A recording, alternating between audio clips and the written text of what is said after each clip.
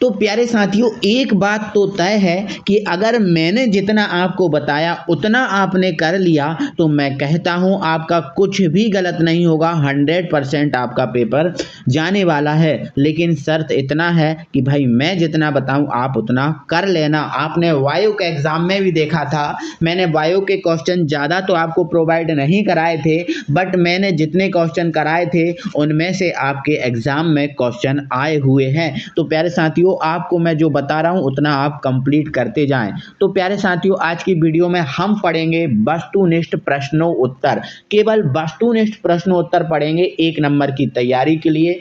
तो इनको आपको अच्छे से कंप्लीट करना है और आपको रेगुलर जो वे में वीडियो आपको प्रोवाइड की जा रही हैं, जैसे ही आपको इवनिंग में आपको 2 अंक के क्वेश्चन की प्रिपरेशन के लिए वीडियो बनाई गई थी, बताई गई थी, तो उन क्वेश्चंस को आप कंप्लीट कर लेना। इन 4 दिन में मेरे प्यारे भाई आप जी जान से लग जाओ, आपका पेपर बहुत अच्छे जाने वाला है। ठीक है, तो आइए दोस्तों वीडियो को स्टार्ट करते हैं। और हाँ दोस्तों, अभी तक आपने हमारे चैनल को सब्सक्राइब नहीं किया तो चैनल को सब्सक्राइब कर लीजिए यार, और वीडियो अच्छा लगे तो वीडियो को लाइक जरूर करना। ठीक है, तो प्यारे साथियों, हम दोनों तरफ से चलेंगे, दोनों तरफ करते चलेंगे। तो पहला क्वेश्चन है, जल में गैस की विलेयता निर्भर करती है। जो जल है, इसमें जल में गैस की निर्भरता किस पर निर्भर करती है? तो प्यारे साथियों, ये हेनरी नियम से क्वेश्चन है। तो हेनरी नियम को प्रभावित करने वाले जो कारक थे, या फिर हम ऐसा बोलें कि गैस की द्रव्य विलेयता है वो किस किस पर निर्भर करती है, तो ये बताना है प्यारे साथियों।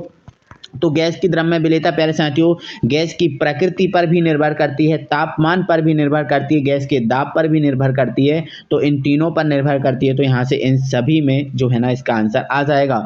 दूसरा क्वेश्चन है, एक गैस का भार जो दिए गए विलायक के भार में किसी ताप पर घुली है, विलायक पर गैस के दाब के समानुपाती है। तो मतलब यहाँ पर ये कौन से नियम की पुष्टि कर रहा है, ये क्वेश्चन आपको बोला गया है। तो गैस का भार जो दिए गए विलायक के भार में ताप पर घुली है, तो गैस अगर द्रव में घुली है प्यारे साथियों, कैसे भी क्वेश्चन घुमा फिरा के कैसे भी आ जाए, अगर गैस द्रव में घुल रही है तो आपको हेनरी नियम लगाना है। तो हेनरी नियम यहाँ सही हो जाएगा। अर्धपारगम झिल्ली में से आर पार जा सकते हैं। देखो आपको पता है अर्धपारगम झिल्ली में से केवल विलायक के अणु आर पार जा सकते हैं, क्योंकि विलायक के अणुओं का आकार होता है प्यारे साथियों छोटा। ठीक है, अगला क्वेश्चन है प्यारे साथियों हमारा, यहाँ पर इस तरफ का देखेंगे, समपराशली विलयन वे होते हैं जिनका परासरण दाब समान होता है। नाम से ही समझ में आ रहा है, समपराशरी मतलब परासरण दाब समान। ठीक है, नेक्स्ट है प्यारे साथियों हेनरी के नियम के बारे में सही क्या है? जो हेनरी नियम है इसके बारे में क्या सही है? तो पहला है, गैस द्रव के संपर्क में आकर आदर्श गैस की तरह व्यवहार करती है। बिल्कुल गलत है ये। ठीक है, तो ये सही इसमें ये है कि यहाँ गैस और द्रव के बीच कोई रासायनिक आकर्षण नहीं होना चाहिए, ये सही है। तो ध्यान रखना, ये विशेष तौर से आपको इनको चारों ऑप्शन पढ़ना है। ठीक है, चारों ऑप्शन पढ़ के ही आंसर देना है। तो हेनरी नियम के बारे में क्या सही है कि जो गैस है, जो द्रव में हम मिला रहे हैं, उस गैस का द्रव के साथ कोई रासायनिक आकर्षण नहीं होना चाहिए प्यारे साथियों। ठीक है, अगले क्वेश्चन पे बात करेंगे। 1000 ग्राम विलायक में उपस्थित विलेय के मोलों की संख्या सब जानते हो मोललता कहलाती है। तो यहाँ से आपसे बोला है कि जो पीतल है वो क्या है? तो पीतल आपका प्यारे साथियों ठोस विलयन है। पीतल आपका ठोस होता है ना, तो ठोस को अगर जल में मिलाएंगे तो ठोस विलयन ही बनेगा प्यारे साथियों। ठीक है, अगले क्वेश्चन पे बात करेंगे प्यारे साथियों। हमारा अगला क्वेश्चन है, निम्न में से किस गैस का हेनरी नियम स्थिरांक सबसे कम है? तो किस गैस का है? तो ध्यान रखना, अगर CO2 है तो CO2 को पकड़ना है, क्योंकि CO2 एक ऐसी गैस है जो द्रव में बहुत शीघ्रता से मिल जाती है, बहुत जल्दी मिल जाती है। इसलिए तो जो गैसें जल्दी द्रव में मिल जाएंगी, जल्दी द्रव में घुल जाएंगी, उसके लिए हेनरी स्थिरांक की वैल्यू कम होगी। तो यहाँ CO2 होगा प्यारे साथियों आंसर। ठीक है, चलो अगले क्वेश्चन पे बात करेंगे। निम्न में से कौन से विलयन का उदाहरण नहीं है? विलयन कौन सा नहीं है? विलयन का उदाहरण नहीं है वो बताना है। ठीक है, तो प्यारे साथियों हवा है एक विलयन है ना, पीतल है विलयन है, अमलगम ठीक है NaHG, ये NaHG है, ये भी एक विलयन है ना। लेकिन जल में बेंजीन आपकी घुलती ही नहीं है, जल में बेंजीन आपकी मिलती नहीं है, घुलती नहीं है, इसलिए जो जल में बेंजीन है वो उदाहरण नहीं है। आपको ऐसा लग रहा होगा जल में बेंजीन, ठीक है। तो जल में बेंजीन, अगर देखो जल और बेंजीन, आपको ऐसा लग रहा होगा कि जल और बेंजीन मिलाएंगे तो एक विलेन बन जाएगा, बट जल में बेंजीन घुलती नहीं है, जल अलग रहता है, बेंजीन अलग रहता है, इसलिए ये विलेन नहीं बनता। तो जल में बेंजीन इसका सही आंसर है। शुद्ध जल की मोललता 55.6 अणु संख्या गुणधर्म निर्भर करते हैं। तो अणु संख्या गुणधर्म विलयन में घुले कणों की प्रकृति पर निर्भर करते हैं। ध्यान रखना प्यारे साथियों, कणों की प्रकृति पर निर्भर करते हैं, ठीक है। विलयन में बेड़ों की कणों की संख्या पर निर्भर करते हैं, ठीक है। विलयन में घुले, देखो यहाँ पर देखो विलयन में जो घुला है उसकी बात है, ये तो 100% सत्य है ना। तो विलयन में घुले विलय के कणों की प्रकृति पर निर्भर करते हैं, ठीक है। चलो अगले क्वेश्चन पे बात करेंगे। अगला हमारा क्वेश्चन है प्यारे साथियों, रासायनिक रूप से अर्धपारगम झिल्ली क्या है? Copper ferrocyanide. कॉपर फेरोसाइनाइड किसी द्रव में आवाजशील विलय घोलने पर कम हो जाता है। तो क्या कम हो जाता है? किसी द्रव में अगर हम आवाजशील विलय घोल दें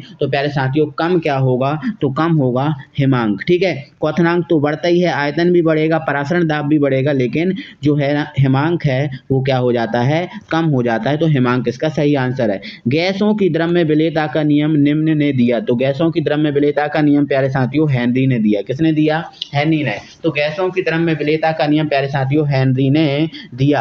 आगे हम बढ़ेंगे, अगले क्वेश्चन पे बात होगी साधारण ईंधन सेल का उदाहरण क्या है? तो साधारण ईंधन सेल है, उसका उदाहरण है H2O2 सेल, है ना। ध्यान से रखना, ईंधन सेल को प्यारे साथियों हाइड्रोजन सेल भी कहते हैं। ईंधन सेल को हम हाइड्रोजन सेल भी कहते हैं प्यारे साथियों, तो इसको याद रखना। सेल स्थिरांक क्या है? L/A। आपको पता है G बराबर क्या होता है? L/A, और सेल स्थिरांक की इकाई क्या होती है? सेंटीमीटर इनवर्स, ठीक है। तो यहाँ पर याद रखना है प्यारे साथियों अच्छे से। तो अगला क्वेश्चन सेल स्थिरांक की इकाई है सेंटीमीटर इनवर्स, ठीक है। चलो अगले क्वेश्चन पे हम बात करेंगे प्यारे साथियों, ठीक है। हाँ, तो अगला हमारा क्वेश्चन है गैसों की द्रव में विलेयता का नियम किसने दिया? हेनरी ने दिया। निम्न में से कौन सा अणुसंख्या गुणधर्म नहीं है? तो परासरण दाब है, क्वथनांक में उन्नयन है, हिमांक में अवनमन है। अब जो वाष्प दाब है ये नहीं है, लेकिन वाष्प दाब में अवनमन होता तो वो होता, ठीक है। तो यहाँ वाष्प दाब में जो अवनमन है वो आपका अणुसंख्या गुणधर्म नहीं है, ठीक है। चलो निम्न में से कौन राउल्ट नियम के धनात्मक विचलन दर्शाता है? ठीक है, तो बेंजीन और क्लोरोफॉर्म है, ये राउल्ट नियम से धनात्मक विचलन नहीं दर्शाता। धनात्मक विचलन नहीं दर्शाता क्योंकि ये उदाहरण ही नहीं है, बाकी ये धनात्मक विचलन दर्शाते हैं, ठीक है ना। चलो अगले क्वेश्चन पे बात होगी प्यारे साथियों। अगला हमारा क्वेश्चन है जब ताप में वृद्धि होती तो अभिक्रिया की दर बढ़ जाती है, इसका क्या कारण है? तो जब ताप में वृद्धि होती है तो अभिक्रिया की दर इसलिए बढ़ जाती है प्यारे साथियों, क्योंकि जब ताप में वृद्धि होती है तो टक्करों की या संगठनों की संख्या में वृद्धि हो जाती है। टक्कर या संगठनों की संख्या में क्या हो जाती है प्यारे साथियों? वृद्धि हो जाती है। अगला द्वितीय कोटि की रासायनिक अभिक्रिया के वेग स्थिरांक की इकाई क्या है? तो द्वितीय कोटि की है ना mole inverse litre second inverse, तो ये आपको बहुत अच्छे से याद रखना, ठीक है। विशिष्ट चालकता की इकाई है, तो विशिष्ट चालकता की इकाई ओम इनवर्स सेंटीमीटर इनवर्स है। ओम इनवर्स सेंटीमीटर इनवर्स है, याद रखना है प्यारे साथियों, ठीक है। चलो आगे बात करेंगे, अगले क्वेश्चन पे हमारी बात होगी प्यारे साथियों। विशिष्ट चालकता की इकाई हो गई है इलेक्ट्रोड विभव E, मानक इलेक्ट्रोड विभव E0 तथा विलयन में आयनों की सांद्रता के संबंध को व्यक्त करने वाला समीकरण। देखो आपको पता है E और E0 है ना, इलेक्ट्रोड विभव और मानक इलेक्ट्रोड विभव में संबंध कौन बताता है? नाइनस्ट समीकरण। तो नाइनस्ट समीकरण सही हो जाएगा, ठीक है। लोहे में जंग लगने की क्रिया क्या है? तो संक्षारण की क्रिया है, ठीक है। अब ये अभिक्रिया है 2N2O5 और यहाँ N2O4 और प्लस O2, ये क्या है? तो ये द्वि अणु प्रथम कोटि की अभिक्रिया है ना। देखो दो अणु हैं, इसमें देखो कितने अणु भाग ले रहा है प्यारे साथियों? दो अणु भाग ले रहा है, देखो ये लिखा है 2, है ना। तो दो अणु भाग ले रहा है तो द्विअणुक है, लेकिन कोटि क्या है? अगर कोटि निकालेंगे तो कोटि 1 है ना, तो द्विअणुक प्रथम कोटि की अभिक्रिया है, ठीक है। अब प्रथम कोटि की अभिक्रिया के वेग स्थिरांक की इकाई तो सेकंड इनवर्स। प्रथम कोटि की अभिक्रिया के वेग स्थिरांक की इकाई क्या है? सेकंड इनवर्स है प्यारे साथियों, ठीक है। चलो आगे बढ़ेंगे, अगले क्वेश्चन पे हमारी बात होगी प्यारे साथियों, ठीक है। चलो अब ये हो चुका है। फैराडे के प्रथम नियम के अनुसार इलेक्ट्रोड पर विसर्जित आयन W का जो भार है वो क्या है? W = ZQ, है ना। प्रथम कोटि की अभिक्रिया के लिए 90% पूर्ण होने में लगने वाला समय लगभग क्या होगा? तो ये प्यारे साथियों कैलकुलेट करना पड़ेगा, है ना। तो इसके मैं न्यूमेरिकल कराऊंगा तो उसमें कैलकुलेशन बताऊंगा। तो अभी आप ये इसका आंसर जो है वो है 3.3 गुना, 3.3 गुना है प्यारे साथियों, ठीक है, 3.3 गुना, ठीक है। चलो तो आगे बढ़ेंगे। रासायनिक अभिक्रिया की दर निर्भर करती है, जो रासायनिक अभिक्रिया है इसकी दर किस पर निर्भर करती है? सक्रिय द्रव्यमान पर। द्रव्यानुपाती क्रिया के नियम का प्रतिपादन किसने किया? तो द्रव्यानुपाती क्रिया के नियम का गोल्डबर्ग और बागे ने किया था, है ना। Fe2+ आयन में उपस्थित इलेक्ट्रॉनों की संख्या, Fe2+, अगर Fe2+ में इलेक्ट्रॉन आयन निकालोगे, ठीक है, सॉरी, आयन में उपस्थित इलेक्ट्रॉनों की संख्या। तो प्यारे साथियों यहाँ पर ये क्वेश्चन पूरा नहीं है, यहाँ पर अयुग्मित इलेक्ट्रॉनों की संख्या है। क्या है? अयुग्मित इलेक्ट्रॉनों की संख्या। तो Fe2+ में उपस्थित अयुग्मित इलेक्ट्रॉनों की संख्या कितनी है? 4। आओ मैं निकाल के आपको बता देता हूँ एक बार, ठीक है। तो देखो प्यारे साथियों, देखना ध्यान से, ये है हमारे पास Fe2+, ठीक है। अब Fe का परमाणु क्रमांक कितना होता है प्यारे साथियों? सॉरी, 26 होता है, ठीक है। तो अगर हम इसके पहले हम 26 इलेक्ट्रॉनों को भरेंगे, ठीक है। तो ये आर्गन में कितने इलेक्ट्रॉन भरा जाएंगे प्यारे साथियों? 18। फिर आपका 3D, है ना, और फिर 4s2 और 3d4 ये आएगा, है ना। तो D में 4 अयुग्मित इलेक्ट्रॉन है, तो ये 4 ही यहाँ से आ जाएगा, ठीक है। चलो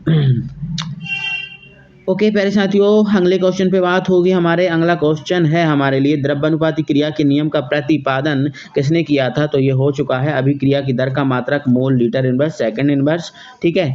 तो यहाँ से ये क्वेश्चन एक रह गया है हमारा, ठीक है, ये वाला, है ना। संक्रमण धातुओं के लवण सामान्यतः रंगीन क्यों होते हैं? तो संक्रमण धातुओं के लवण सामान्यतः रंगीन होते हैं, इनमें DD संक्रमण होता है, इसलिए कारण, ठीक है।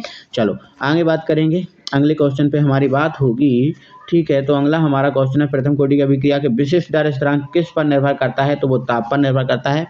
ध्यान रखना, अभिक्रिया की कोटि का विशिष्ट दर स्थिरांक हो रहा है, विशिष्ट दर स्थिरांक ताप पर, है ना। संक्रमण धातु परिवर्तनीय संयोजकता प्रदर्शित करते हैं, क्यों? क्योंकि इनमें N-1D इलेक्ट्रॉन भी बंध बनाने में भाग लेते हैं। N-1D इलेक्ट्रॉन है ये भी बंध बनाने में भाग लेते हैं, इसीलिए, ठीक है। चलो आगे बात होगी अगले क्वेश्चन पे। एक्टिनाइड में कौन से कक्षा के अंत में भाग लेते हैं? तो एक्टिनाइड, अब एक्टिनाइड की बात हुई है तो एक्टिनाइड में 4f, लेकिन लेंथेनाइड की अगर बात होती तो लेंथेनाइड में 4f, ठीक है, और एक्टिनाइड में 5f, लेंथेनाइड में 4f, ठीक है।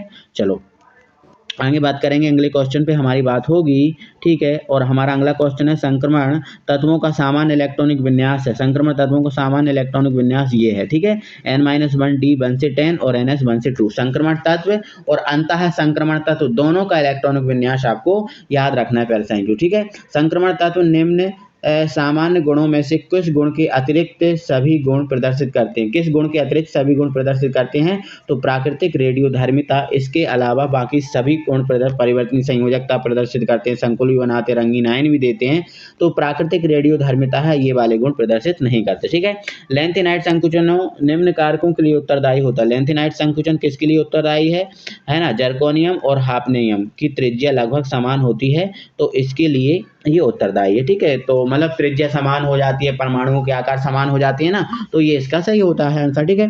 3D श्रेणी में उच्चतम ऑक्सीकरण अवस्था किसकी होती है? तो देखो 3D श्रेणी में या फिर कभी भी आपसे पूछ ले कि सबसे उच्चतम ऑक्सीकरण अवस्था कौन प्रदर्शित करता है, तो प्यारे साथियों वो मैग्नीज है, Mn है, ठीक है। कौन सा संक्रमण धातु और आयन रंगीन है? तो अगर हम देखें तो जिसमें, देखो प्यारे साथियों इसका भी जवाब है, जो अयुग्मित इलेक्ट्रॉन, जिसमें ज्यादा अयुग्मित इलेक्ट्रॉन होंगे या अयुग्मित इलेक्ट्रॉन जिसके पास होंगे वो रंगीन होगा, है ना। इसलिए जो वेनेडियम है वो 2+ जो रंगीन आयन बनाता है, क्यों? क्योंकि इसके पास अयुग्मित इलेक्ट्रॉन होते हैं प्यारे साथियों, ठीक है। चलो अगले क्वेश्चन पे बात करेंगे। एक संक्रमण धातु जो +3 ऑक्सीकरण अवस्था में हरा, किंतु +6 ऑक्सीकरण अवस्था में जो नारंगी हो जाता है ना। तो आपको इस क्वेश्चन को ध्यान रखना है बहुत अच्छे से। तो ये क्रोमियम है ना। इसका आंसर क्या है प्यारे साथियों? क्रोमियम, है ना, क्रोमियम है, ठीक है। लेंथेनाइड श्रेणी में लेंथेनाइड हाइड्रॉक्साइडों की क्षारकता घटती है ना। लेंथेनाइड श्रेणी में लेंथेनाइड हाइड्रॉक्साइडों की क्षारकता जो है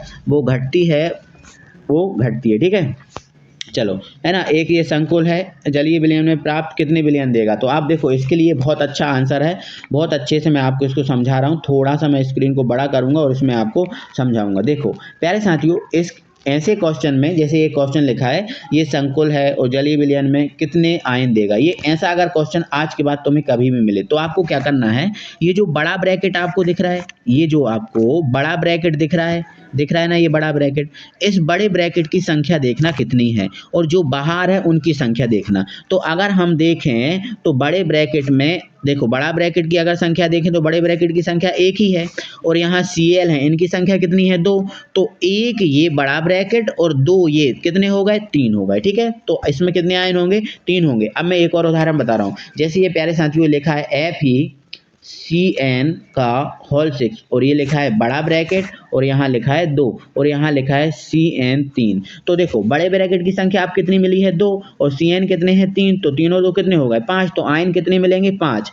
है ना। बट इसमें बड़े ब्रैकेट की संख्या 1 थी और Cl कितने थे, 2। तो टोटल आयन कितने मिलेंगे प्यारे साथियों, 3 मिलेंगे, ठीक है। कितने मिलेंगे, 3 मिलेंगे। तो यहाँ पर हमारा आंसर क्या होगा, 3 होगा, ठीक है। चलो फिर से हम छोटा कर लेंगे, है ना, थोड़ा सा इसको समझाने के लिए आपको ये बताया था, ठीक है। चलो तो अब ऐसा है कि जो Ni है, एक सेकेंड, ठीक है, NiCO का होल्टॉइस का IUPAC नाम पूछा है तो टेट्रा कार्बोनिल निकेल, ठीक है। तो IUPAC नाम में आपको लॉन्ग वीडियो है, सॉरी अभी जो मैं बोर्ड वीडियो लेके आऊँगा उसमें आपको IUPAC नाम बताऊँगा, ठीक है, ये चीज़ें बताऊँगा, बहुत अच्छे से इनको समझ लेना, ठीक है।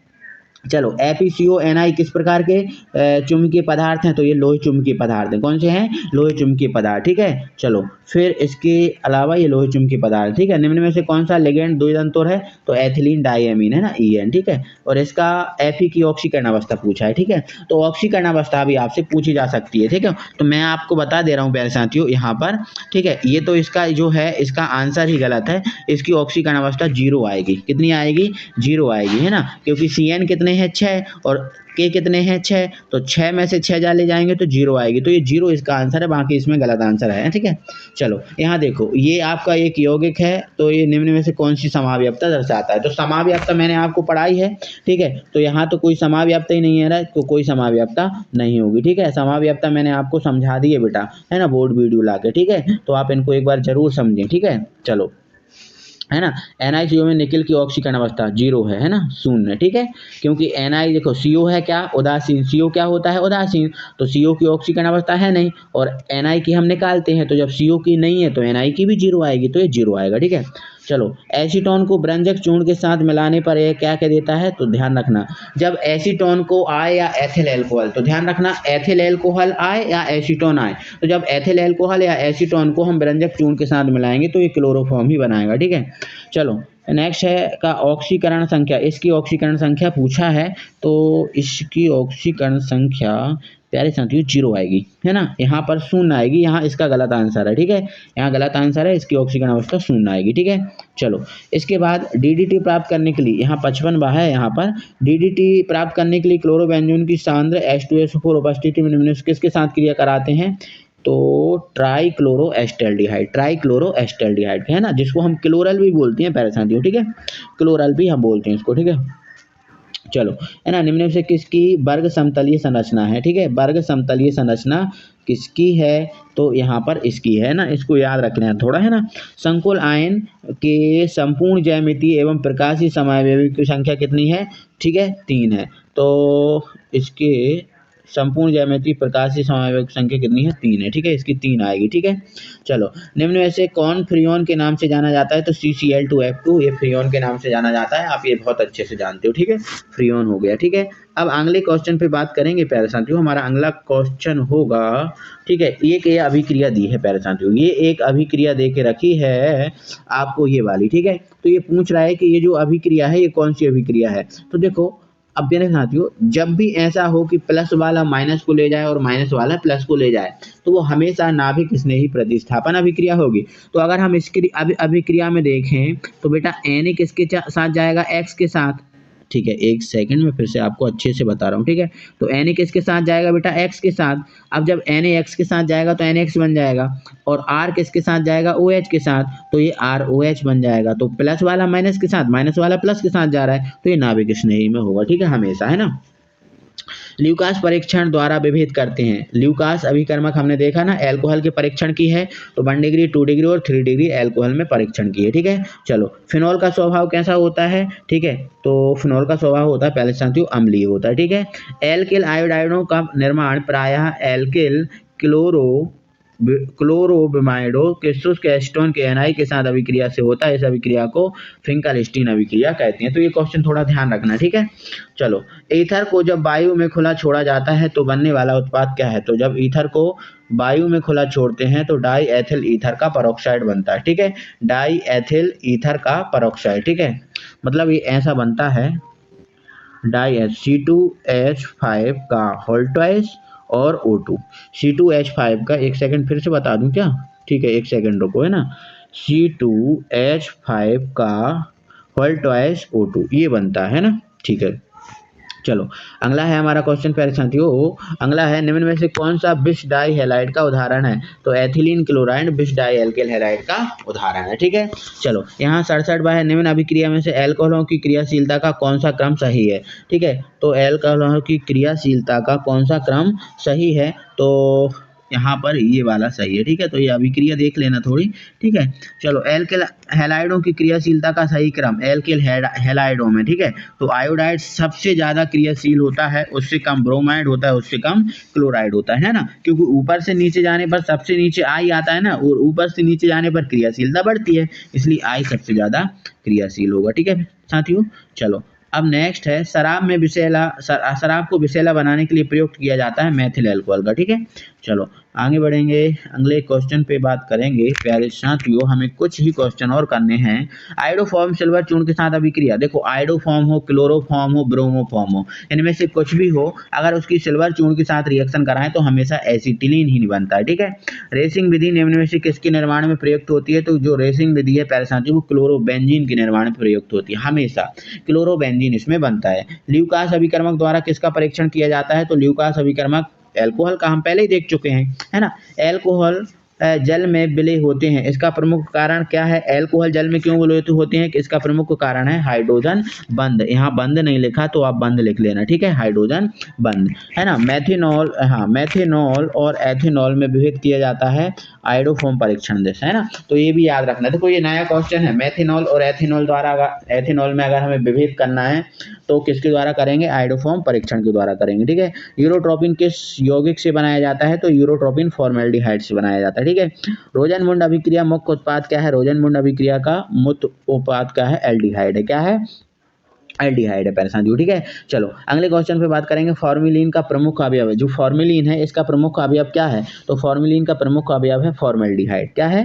फॉर्मेलिन, फॉर्मेल्डिहाइड है ना, मुख्य रूप से फॉर्मेल्डिहाइड होता है फॉर्मेलिन में। ठीक है, सबसे प्रबल अम्ल है तो बेंजोइक अम्ल। देखो फार्मिक अम्ल है, एसिटिक अम्ल है ना, तो इनमें है जो बेंजोइक अम्ल सबसे प्रबल है। ठीक है, निम्न से कौन सा अम्ल एक विटामिन भी है? तो जो एस्कार्बिक अम्ल है ना, विटामिन सी का रासायनिक नाम ये, ठीक है ना। प्रोटीन की पॉलीपेप्टाइडों में एमिनो अम्ल एक निश्चित क्रम में जुड़े होते हैं, एमिनो अम्ल के इस क्रम को क्या कहते हैं?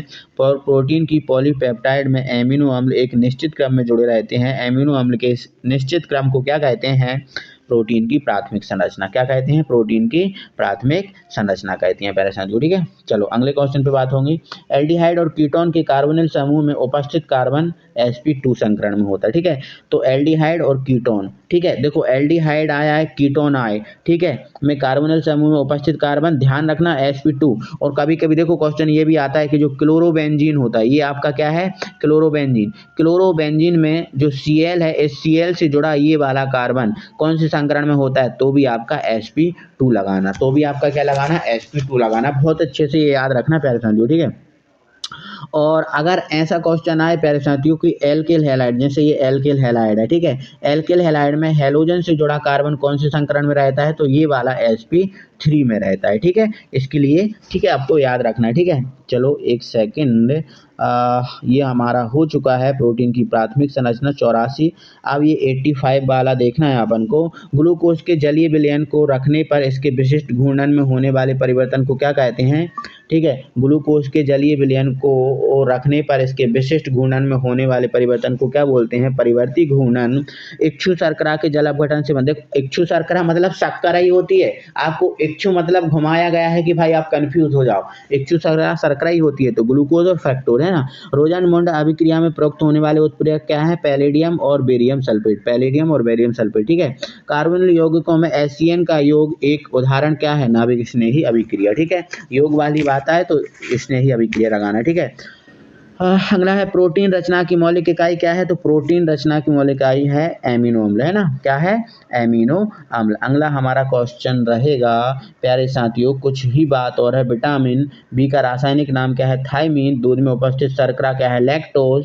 इंसुलिन की कमी से डायबिटीज होता है, कौन सा ग्लिसरॉइड नहीं है? तो बसा ग्लिसरॉइड है। फास्फोलिपिड भी है, जो साबुन है वो ग्लिसरॉइड नहीं है। प्रोटीन की द्वितीय संरचना को निम्न में से कौन स्थायित्व प्राप्त करता है? द्वितीय संरचना को हाइड्रोजन बंध। ठीक है, द्वितीय संरचना को कौन करता है? हाइड्रोजन बंध। ठीक है, अगले बात करेंगे निम्न में से कौन सा क्षारक डीएनए में नहीं होता? तो यूरेसिल है, वो डीएनए में नहीं होता। निम्न में से कौन सा क्षारक आरएनए में नहीं है? तो आरएनए में थायमीन नहीं है। ठीक है, चलो, है ना। डीएनए में उपस्थित एडेनिन का आरएनए में पूरक बेस क्या है? तो वो डीएनए में उपस्थित एडेनिन का आरएनए में पूरक बेस क्या है? क्वेश्चन को ध्यान से समझना, ये क्वेश्चन आपको कंफ्यूज करेगा, आपको कहीं ना कहीं कंफ्यूज करेगा। तो डीएनए में उपस्थित एडेनिन का आरएनए में पूरक बेस क्या है प्यारे साथियों? यूरेसिल है। क्या है? यूरेसिल है। ठीक है, चलो, अब हमारा अगला और लास्ट क्वेश्चन बचा है। निम्न में से कौन सा बहुलक प्राणियों के यकृत में संग्रहित होता है? तो जो ग्लाइकोजन है वो प्राणियों के यकृत में होता है। निम्न में से कौन सा विटामिन जल में विलय है? तो विटामिन जो बी है प्यारे साथियों वो जल में विलय हैं। तो ये हमारे 92 जो है ना बहुविकल्पी प्रश्नोत्तर हो चुके हैं, कंप्लीट हो गए हैं। आई होप आप सबको बहुत अच्छे समझ में आए होंगे। तो इनको कंप्लीट ही करना है और अभी के अभी कंप्लीट कर लो, आपके लिए फायदा रहने वाला है प्यारे साथियों। ठीक है, तो फिर इतना ही आज के लिए, फिर मिलते हैं अगली वीडियो में। तब तक के लिए थैंक यू वेरी मच।